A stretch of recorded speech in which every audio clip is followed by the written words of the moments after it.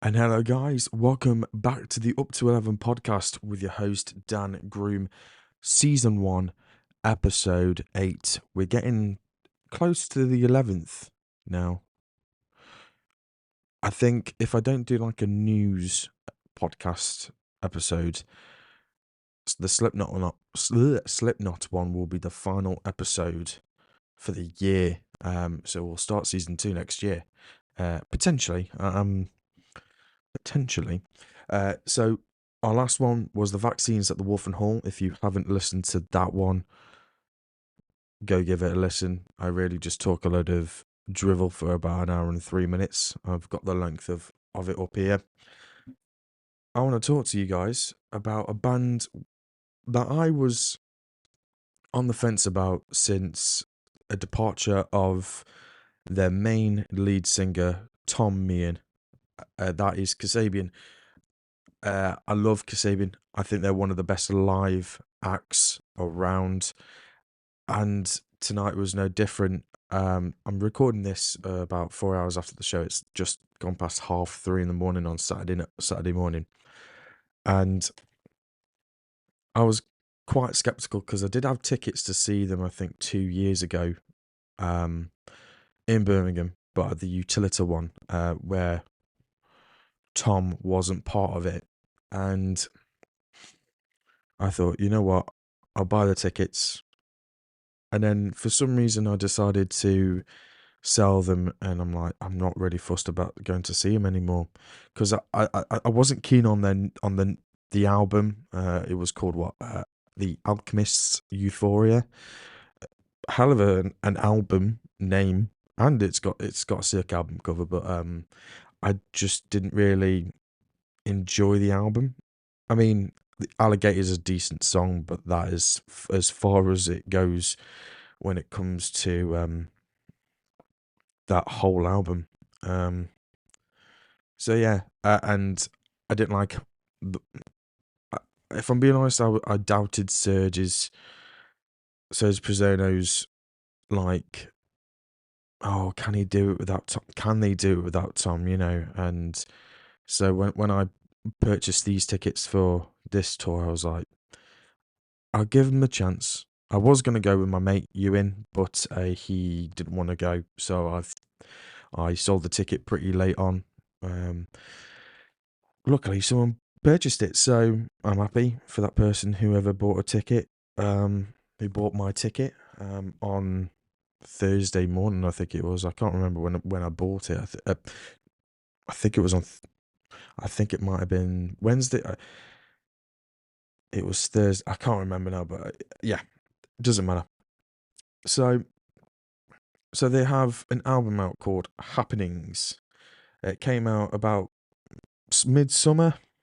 It's a 10-track album, and it's all right. It feels like old Kasabian, but it's also feels kind of new at the same time. So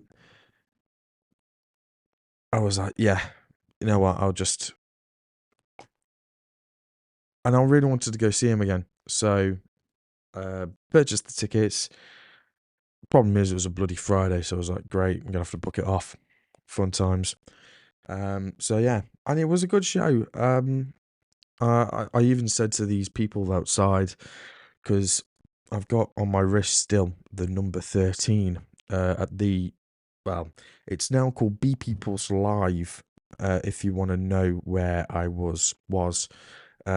This place has had so many names, it's unreal. I put on my Instagram story, I said, this place changes its name more times than that law firm on Suits does.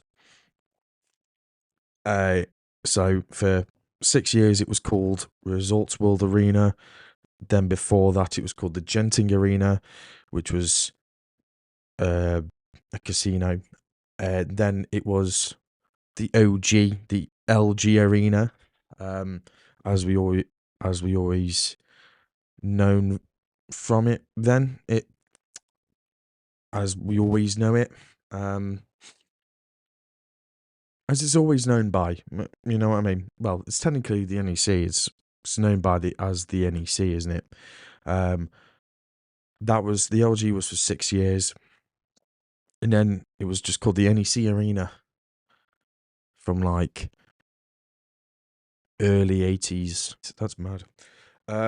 So yeah, I went on my own, got to the venue, got a little number on my wrist for the number 13. If you if you go to a lot of gigs like I do, your best bet for the NEC, if you're traveling by car, your best bet is to park on the World Resorts. It's now called the Resorts. Can't remember what it's actually called. I think it's just called the Resorts World. There's like a massive shopping center / casino, hotel, cinema, restaurants and bars place, and there's like a car park attached to that. So if you arrive early, go grab some tea or something, you get parking for like £3. Normally, if you're there for 12, I think it's 2 hours to 12 hours. It's really expensive. It's like £17. So you may as well.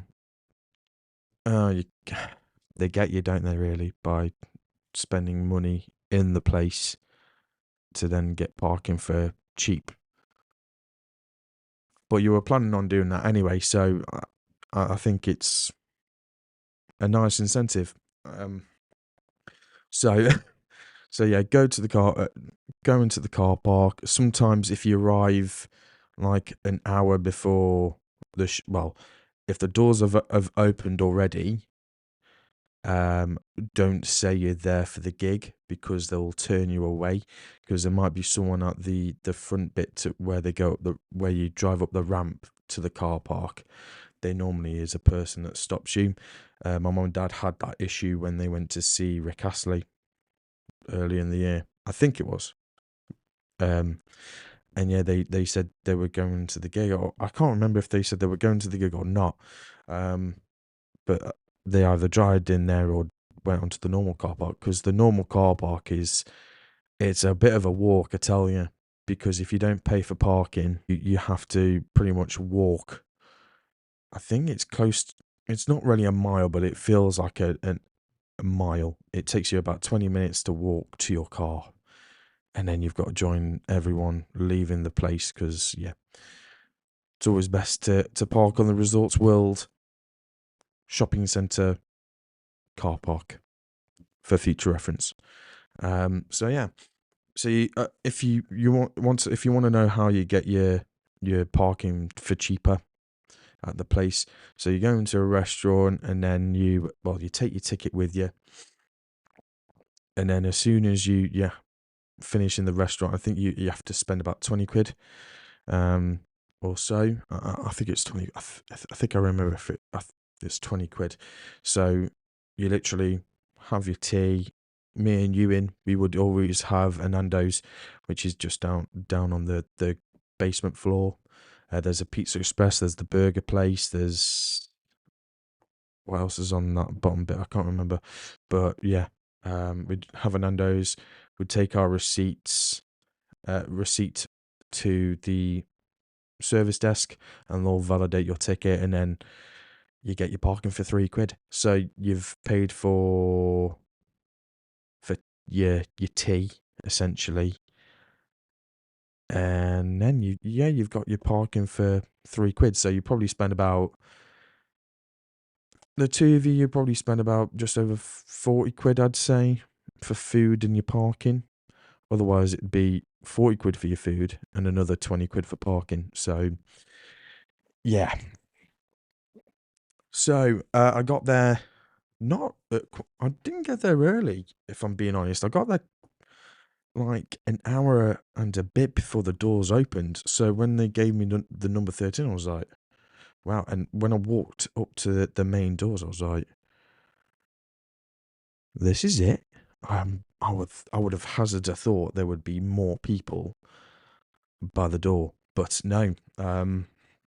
They only gave out a handful of numbers, and I think they only gave out 20 to 25 numbers. So I was one of the lucky people that got the number 13. It was really cold, so I didn't have a jacket on, which I'm thinking, do I bring a jacket? Especially now the weather is getting much colder, but I thought, nah, bugger it, I can survive. And I was like, oh, there's a Costa in the resorts place. So got a Costa, hot chocolate, beautiful. I I don't know what's worse, that or a 2-pinter in the arena itself for pricing. £5 for a large hot chocolate at Costa.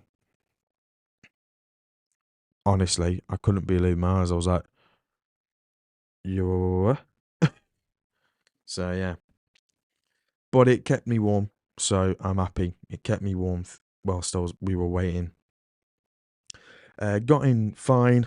When it comes to the I was going to call it the other name there, the BP Pulse Live Arena, the NEC. You walk through the main doors, which is security. They scan your ticket, and then you give you a wristband if you're standing or not.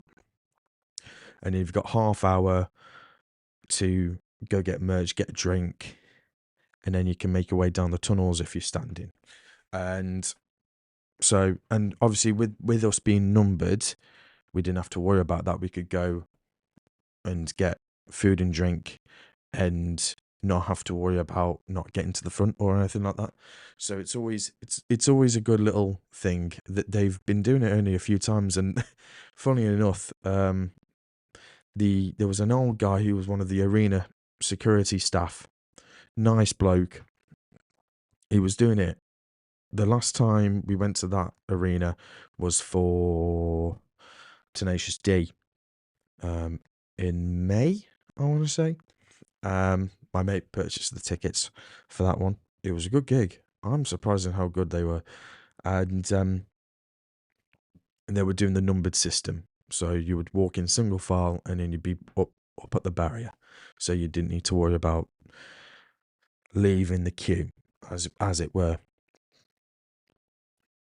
And yeah, it did it just fine. I said to him like, "Oh, it was a faff last time you did this numbered system," and I was like, "Yeah," and I was like, "Which one was that?" I was like, "The Tenacious D one, early in the year," and he was like, "Yeah, I remember," because yeah, I recognise his face, and yeah, you don't forget people.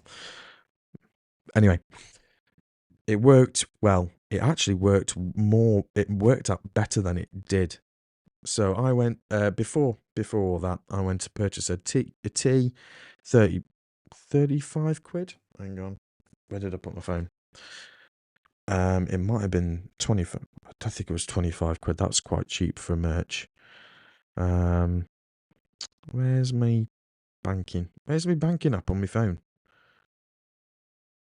Oh, where's my banking app? Oh, I think I've deleted an app, and then it's like moved them up, so it's not in the place that I would normally have it in. So yeah, oh yeah, it was £17 for the parking. Yes, 35 quid for the merch, which is a nice tee. Nicely fitted. Really like it, to be fair. I like it a lot. So went and got that, went and queued up, and the guys were like, "You're gonna have to wait here a little bit longer." So we waited it a little longer because we would have gone straight through, half hour after we went into the building itself, because they were doing sound check still, and I was like, okay, cool. And we heard them doing sound check, and it was cracking. Just I was like, these sound a bit not that great, like pub singer type ish, and I did not know who they were. I thought they were like, oh, we must have two supports, not just the streets. And I was like, this is a different support act. I'm pretty sure this isn't the streets. They're more, what's the word? More rappy. I thought the streets were, because it didn't sound like him at all. But so I was like, this must be the support act that's on first. So we went in. m- yeah, met these two people that had a nice chat outside with before we went into the arena. And apparently they are major fans. Guy name's Tom, and he proposed to, I think her name was Georgina. She went to the loo before we went into the actual arena itself, and she was saying to these people Tom was saying to these guys like, "Oh, when Empire comes on, that's when, you know." I'm like, and he was like, "Don't let on." I was like, "What is he on about?" And then I went, "Oh," and I was like, "Empire, your empire." So I was like, I kind of connected the dots. I was like, he's going to propose. And so I tapped him on his shoulder. I was like, "You're going to propose?" And he gave me the like finger on lips. I was like, "Yeah." And I was like, "Go for it, man. Go for it." And gave him the double thumbs up. I was like, "Good luck, man. Good luck." I was going to try and stand next to him, actually, but there was him and his missus were first and second in the queue. And because Tom's a major fan, and they're following them actually on this tour. I don't know if they're going to the Dublin show. They're going to the one in Glasgow, London, and I think Manchester, but not the Dublin one. So yeah. I have his Instagram. Fingers crossed we keep in touch. I sent him over a video of him proposing, which was great. It's not the best video, but I thought I got a decent angle, really random angle, because they were center stage, right at the barrier, and I was to the right, maybe about 5, maybe 7 people to the right of them, and I was on the corner. So yeah, yeah, it was, yeah. Honestly, going to a gig on your own is actually, it's an experience, because if you've got the confidence enough to go to a gig on your own, you've got the confidence to talk to people and chat to people. I think it happened when I went to Nickelback. I was chatting to these guys in front of whilst I was standing in the queue for that, and then when I went in, well, just before we got in to the AO arena, I was chatting to literally everyone that's like within a couple of feet of me. I'm like, "Oh yeah, yeah, yeah, this, that, the other," and just in conversation with everyone. And as soon as we get into the arena for that show. I was speaking to these two Spanish people. I think they were definitely a couple. I don't know. I can't remember if they were married or not. Um, and I was pretty much friends for a couple of hours with those guys, because they were so sweet. So yeah. So Tom and Georgina, all the best for the future, and hopefully we'll see each other again soon at a different gig. Hell, it might be even another Kasabian show, because yeah, no doubt we'll see each other.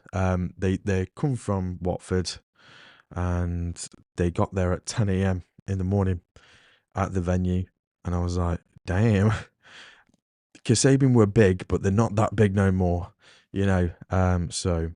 And it was a chilly day, but enough for me not to wear a coat, well, a jacket or a hoodie. So I don't like taking hoodies or jackets to gigs, because you've got to then take it off, because it's going to be boiling, especially if you're like in the mosh pits or right at the front. It's just, yeah. Anyway, so we get into the bowl.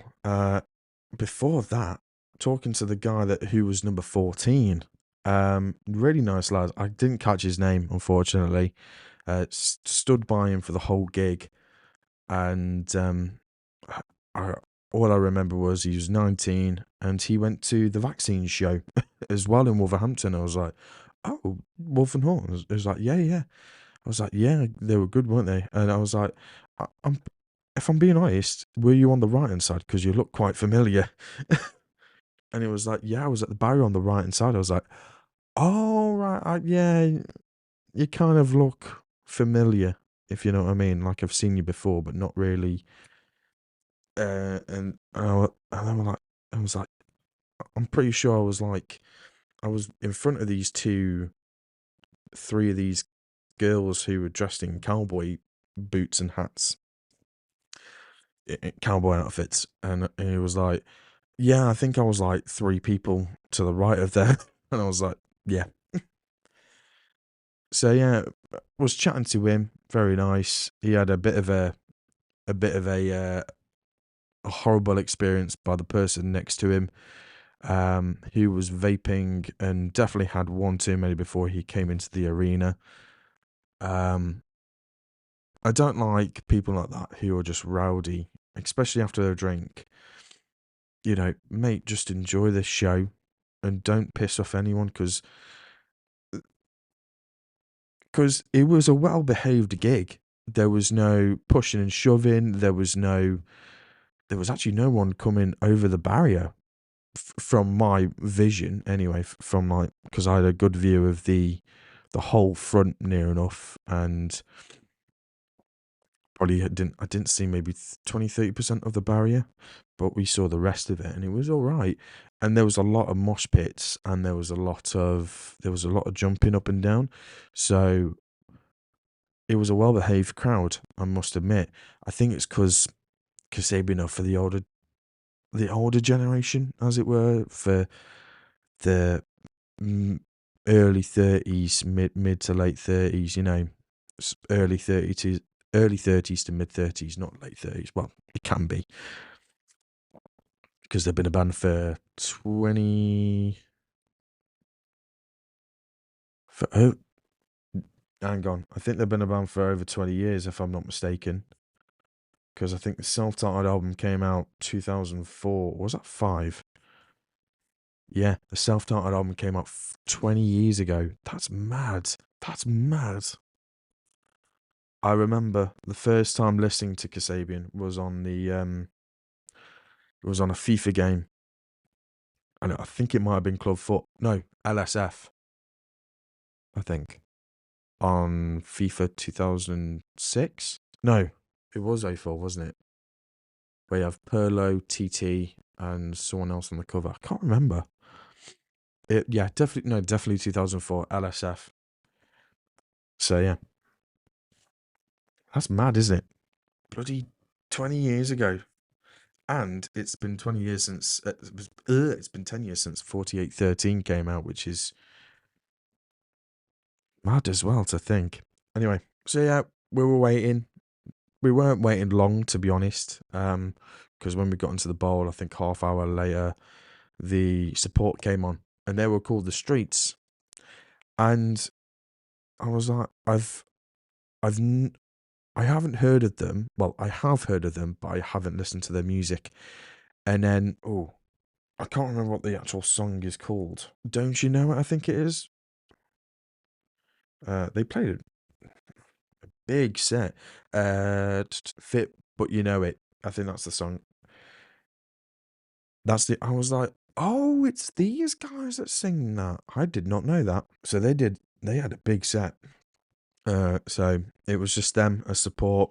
And I thought they were okay. It's not really my type of music, the talking rap with a bit of harmony and a band. You know what I mean? So the guy, I think his name's Mike. I haven't done my research on him, but he looks like a discount Danny Dyer, and he entertained the crowd. I have to give it to them. You know, they're not everyone's cup of tea, but I was singing along to the Fit But You Know It song because I know that song.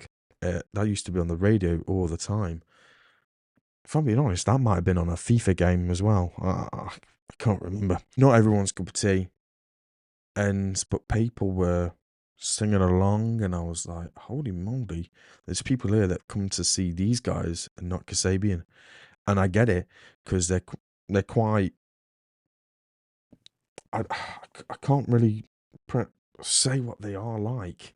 Um, Let's see if Google has an answer. They're alternate indie dance electro. They're actually from Birmingham. I did not know that. I thought they were from London. Garage, that's what it is. That it's garage with a bit of grime and hip hop mixed in. Alternative hip hop. There you go. So it's like Gorillas, but oh, that's a diss on Gorillas, isn't it? I don't know. Damn, they've been in the game for 30 years. Years active, 1994 to 2011, and they came back. Mike Skinner, that's his name. He's an English rapper, singer, songwriter, and musician, and record producer, best known for the music project The Streets, West Heath, Birmingham. Ah, South Birmingham, Southwest Birmingham, then. Worcester. UK Garage, that's what it is, isn't it? It's UK Garage. So yeah, yeah, they were good. And then for the final bit, well, actually, it was the first two songs. He came into the center. He jumped the barrier and came in and sang with the guys. I was like, oh crap! And that's what kind of went. These guys are pretty good. And I like that kind of stuff like that, where you can have the confidence to jump in with the crowd, and especially with it being the first night on the tour as well. So because you don't know what you're getting. So you might have a crappy crowd. Anyway, but yeah, everyone was singing along and they were good. Uh, he came into the crowd again, but this time another dude actually. I think he was eighth or ninth in the queue for the number, and he was giving the guy Mike like, "Oh yeah, let's do this," and he like he was like, "We are coming into battle," and so this audience member had Mike Skinner on his shoulders, and he was parting the crowd, and there was like a bit where he'd be running with Mark on his shoulders, and then running back, and I was like, okay, I think I need to start listening to these guys. Like the harmonization was beautiful from the guys, but it if Mike was a little bit better at the singing and maybe not so very talkative with the rapping, I think it would be so perfect. But yeah, it's just my type of thing. It's not really my type of vibe. But anyway, didn't wait long. They've got now they have a zero tolerance policy on vaping in arenas now. I don't know if it's the same with other arenas in the world, but smoking's been banned in the public since 2007. Actually, when was the hmm, smoking ban? Oh my god, 2007. No way. So yeah, it was obviously vaping is smoking in the sense, isn't it? So they banned smoking in 2007. They made it illegal to smoke in most public places and workplaces, including work vehicles, hire cars, and public transportation. So pubs and all the other stuff. So it can be the same for vaping. I know it doesn't. You don't get any secondhand smoke from it, but it's. I'd rather get the secondhand smoke from a fag than an actual vape nowadays with all these crappy flavors that they have. Yeah, so and it's the same as smoking. So just don't do it in a public place, especially when you're in a big crowd, especially at a gig like you've got 5,000 people around you. You don't want. Well, I don't certainly don't want it, and and the guy who was doing it, he had way too many. He was the guy standing next to the other guy I was talking to, and he got told we have a zero tolerance policy now on vaping in arenas. So if we see you do it again, you're out. And he took his liberties. He got warned like 4 or 5 times, and I think they gave him the benefit of the doubt. You know, he was like, okay, you know, he was doing it throughout the performance of the streets, and he was having a good time. You know, he was enjoying them, and I think that's why he wanted to go see mainly. And then as soon as the lights come up, the security guard was like, "Right, I've told you this. You're out." And then he grabbed everyone's like, and then the look on the guy's face. I feel sorry for him, but you got warned like so many times to stop it. You know, by people of the by arena staff. You know, arena security, so that to forcefully grab him, and his friend, who was a woman. I think I was too busy talking to the guy who was next to them, and then everyone like to the left or right behind me went ooh like that, like they let out a big gasp, and I was like, oh, I'm guessing the woman hit the security guard, because obviously we're together. So, but yeah, just don't do it. People like that is what makes going to gigs horrible. Just enjoy yourself. Don't harm anyone else, because, yeah. Granted, sometimes a bit of pushing and shoving is okay, as long as you don't hurt the person, or you make sure they're okay after. It's like, oh, you say you're sorry and stuff. I'm okay with it.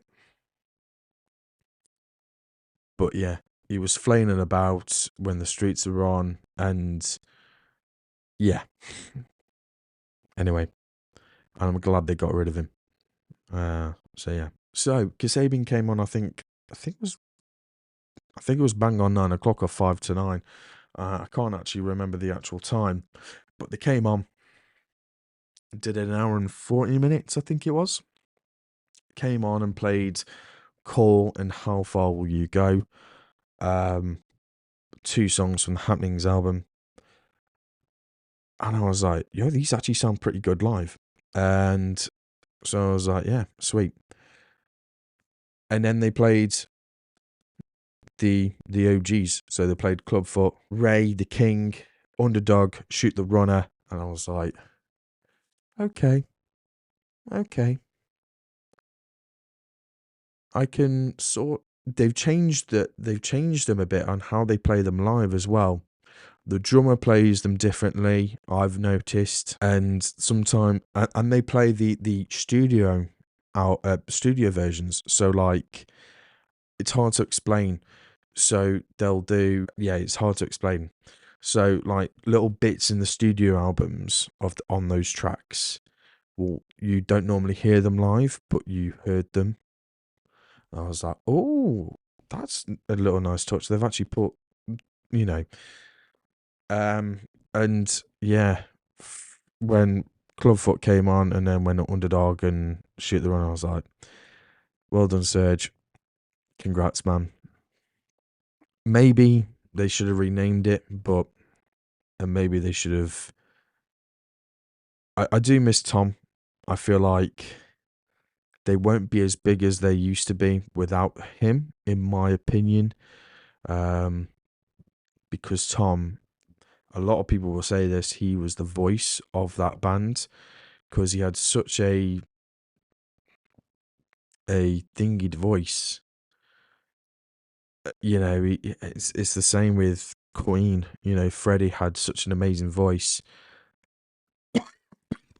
Oh, excuse me. Ooh, sorry, bloody hell. Let me take a swig. 1 second. Oh, bloody hell. Sorry there, guys. Nearly choked to death. Oh, I've forgotten where we were. Oh, I've gone a bit lightheaded. 1 second. Oh, lordy. 1 minute. I'm okay now, I think. I actually have forgotten what I was talking about. Yeah. With the song of Tom, the singer Tom. So, yeah, like Freddie, like Chester with Linkin Park, just to name a few, their voices are synonymous with their band, So So yeah, Tom's going to be missed, but Serge is doing a fantastic job. I was concerned that,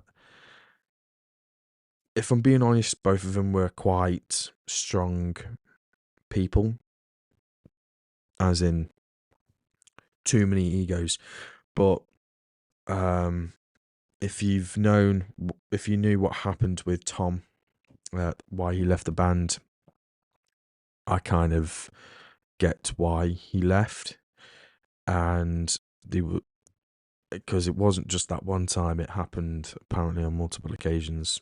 But I don't want to get into too much detail about the whole thing, but yeah, and obviously Tom had his problems, which everyone has problems, you know what I mean? But yeah, uh, I wish they would settle their differences, and hopefully Tom can come back maybe in 10 years' time, maybe for an anniversary show or something, as a one-off, you know. So it would be nice. It would be nice for them to kind of get back. It'd be really cracking. Do a Summer Solstice 3, make it a trilogy. Because they did. Was that this year or was that last year when they played Victoria Park in Leicester? Because I was thinking about getting tickets for that, and I was like, maybe not. Let me have a look. July. I love it when you call. That's a good tune.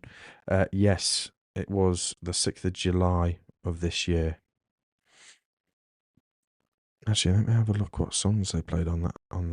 Yeah. The rest of the set list they played, so Shoot the Runner, Rewired, You're in Love with the Psycho, Coming Back to Me Good, Italian Horror, which is on the new album, Stevie, Comeback Kid, played live for the first time since 2018.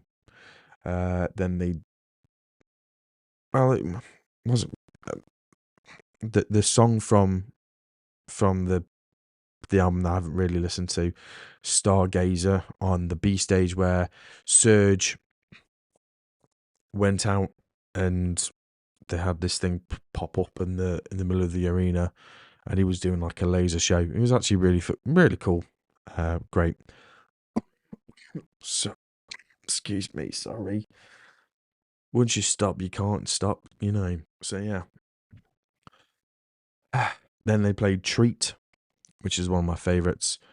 Then they played Vlad the Impaler, which is one of the best.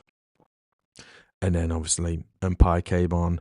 That's when Tom did his proposal, which was really nice. And obviously she said yes if you hadn't have got what I've already thingied, what I've already said in the podcast. But yeah, he said yes. Got a nice little video, as I said. Played LSF, and then came on for an encore. Played Bumblebee and Reason is Treason. I was like, oh yeah, one of the great. Reason is Treason is one of the best songs from the self-titled album. To be honest, the self-titled album is just exquisite. It's probably one of the best albums ever.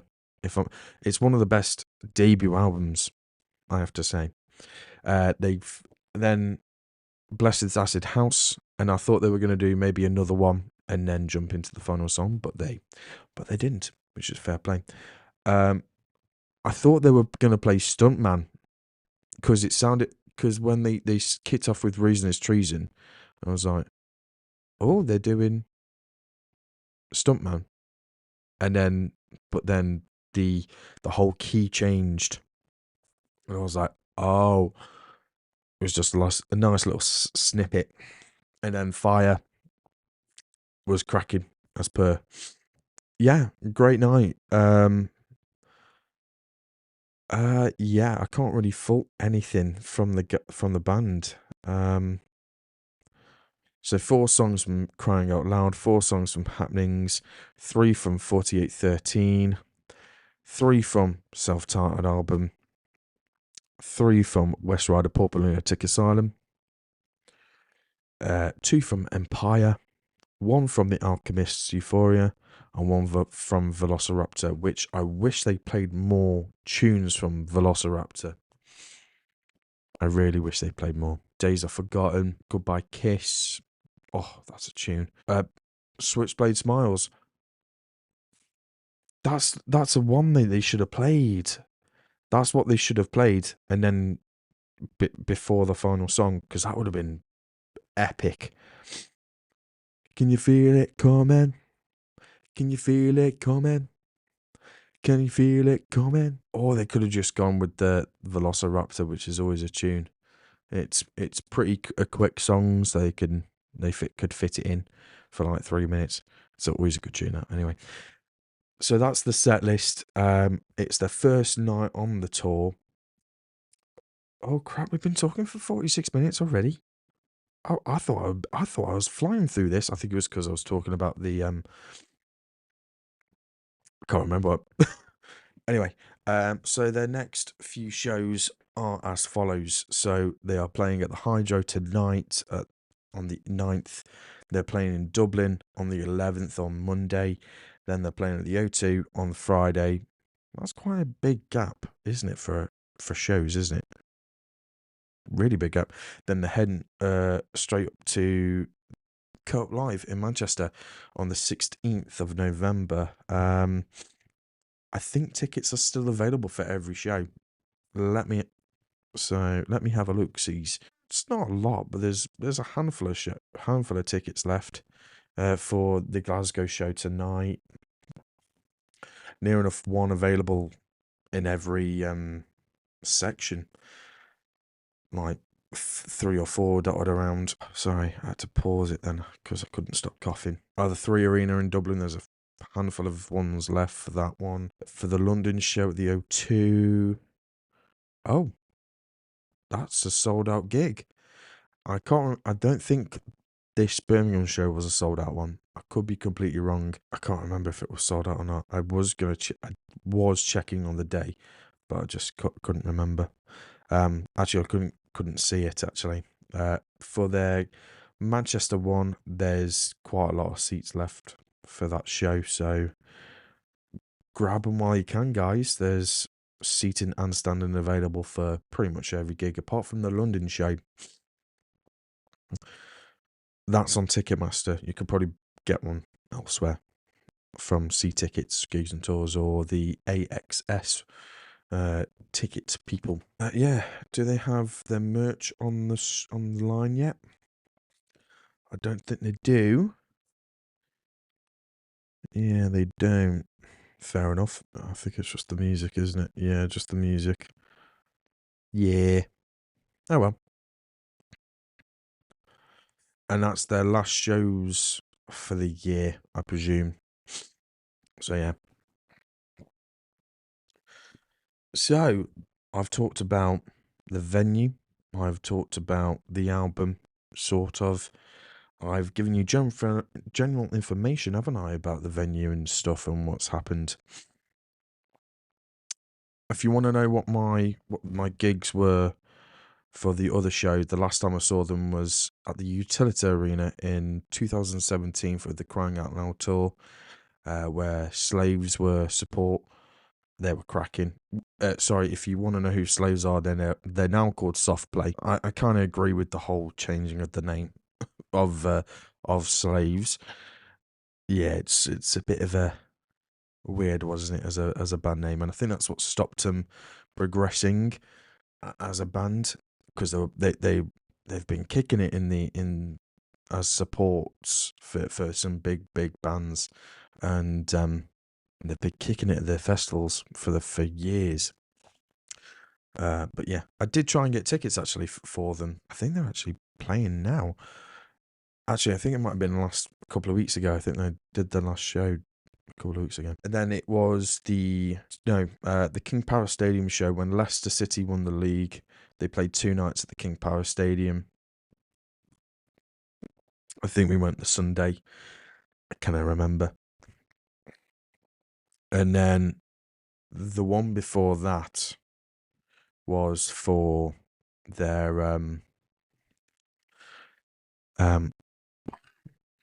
Velociraptor tour in 2011. Oh, yeah, 2011. I can't remember if it was 2011 or 2012. It might have been 2000, the end of 2011, if I remember, in Nottingham. I think that was when it was called the Capital FM Arena, was it? Yeah. Yeah, Capital FM Arena. I can't remember which day, the 2nd or the 3rd of December. That long ago. Can I remember? But yeah, that's when they were getting so good at playing live. That was when they were absolutely phenomenal. I wish Tom was back in the band, but that ain't gonna happen. Hopefully, to be honest, I have been planning to go see Tom, just him and his band, see if they're any better. So I think I'm gonna wrap it up here, guys, with the end of the year coming to a close. I'm going to show you what I've got left. It's the Cortinas, Sam Fender, and Slipknot to end the year. So Sam Fender's on the 4th of December in Leeds, midweek, and so is Slipknot, but that's on a Tuesday. Anyway, I'm going to end this one now, end this episode here. I hope you... I was going to say, I hope you have a good Christmas, but you're going to hopefully come listen to my other podcasts for the last 3 gigs of the year. Sundays, I'm going to start doing a weekly music news thing, like what's happened in the week of music. So I'm going to collect like the stories for the week, and then I'm going to make it a news episode. So the Slipknot will be the first one of the new series, and I think I'm going to change the name of the podcast because there's too many like Turn Up to 11 podcasts or the Up to 11 podcast or in the names of that vein, you know. So, yeah. So if you're going to see Kasabian on the next couple of shows, I'm happy I went to see him. I was contemplating not going. I was like, I'm going to put one on sale. Because I had 2 tickets, I was like, yeah, let's put the one on sale. Because I know Ewan's not going to want to go, my friend. And it sold within like 2 hours of me putting it on, which I was happy about. So yeah, and I was like, oh, maybe I should do it with mine. But I kind of just went, no. I booked today off. I'm not going to waste it by not doing anything. To be fair, I would have probably just had a nice chill night in with my parents. I don't do that very often, especially on a Friday night. But no, I was like, no, I'm gonna go see him, and I did not regret myself. Anyway, I didn't give my ratings, did I? So out of 5. So the venue, I think everything went off without a hitch. It was 5 out of 5 for me. There was nothing that the venue's done anything wrong. Performance wise, I'm gonna give it a 4.2. I think what lets it down was the support, which I don't want to really put a downer on it, really, because the support were decent, but I think it's just not my cup of tea, that type of music. But yeah, I thought they were going to be terrible, Kasabian. I thought they were going to be like really, really different to what they used to sound like, but I'm happy that they weren't. So actually, a 4.4, okay? The other 0.6 is for the streets. And then experience at the gig, I'd give it a 4 out of 5 as well. The only issue that I had with was I think the stage was a little bit too high, I think, because I didn't really see much. Luckily, the drum kit was on the right hand side, so I had a nice clear view. Because how they had the stage was they had the main bit of the stage, which is just the rectangular bit, but then they normally have like a little tongue bit at the front of the stage where it like takes up about a quarter of the stage. So yeah, I think the stage was a little bit too high. So being at the barrier wasn't the best option really. And the barrier was quite out from the actual stage. So if the barrier was closer to the stage, you probably wouldn't have been able to see anything, especially if you were at the front. And I don't think you could have. Yeah, I don't think you could have seen anything at the front. What's thinking my view also was a speaker that was on an upright tower. And I was like, they could have maybe just knocked that down a tiny bit, like a couple of inches, so I'd have actually been able to see what was on stage. But it was just a little bit too high, so it kind of spoiled my viewing. But luckily, I could see the drummer. I was happy with that. I could see him play, and that's what I like. I like to know what the drummer's playing. I like to look at it and just think, yeah, nice lick, nice little fill. Yeah, you know what I mean? So it wasn't all bad. And to be fair, Serge was using that main bit at the front, that tongue bit. So yes, so it made things better. But I think the stage should have been a little lower. It was a bit too high for my liking. But so being like further back would have been perfect actually, instead of being at the barrier. But you would have probably got squished with the mosh pits that were going on and some small pushing and shoving. But everything went off without a hitch, I think. Show was good. Yeah. I don't think I could have asked them to play anything else apart from maybe another song from Velociraptor, but I was happy with everything else. So yeah, have a good night, guys. For the next one, Cortinas. This one's for the underdogs.